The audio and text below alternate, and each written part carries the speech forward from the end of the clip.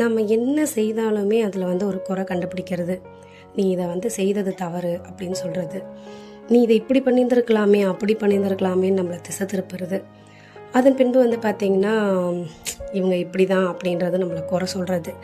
இது எல்லோரோட வாழ்க்கையிலையுமே நடக்கிற ஒரு அன்றாட நிகழ்வில் ஒரு விஷயமாக தான் இருக்குது.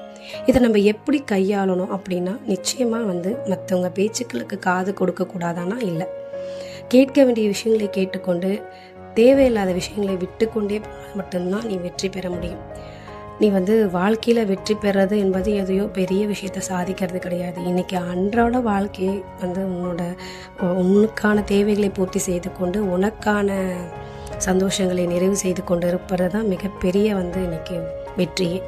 ஏன்னா நீ எவ்வளோ சம்பாதிச்சாலும் சரி, எவ்வளோ உயரத்துக்கு போனாலும் சரி, உன்கிட்ட மன நிம்மதி இல்லை அப்படின்னா நீ எது பண்ணியுமே பிரயோஜனம் இல்லை அப்படின்றது தான் அர்த்தம். எனவே நாம் வந்து அப்போ வீட்டில்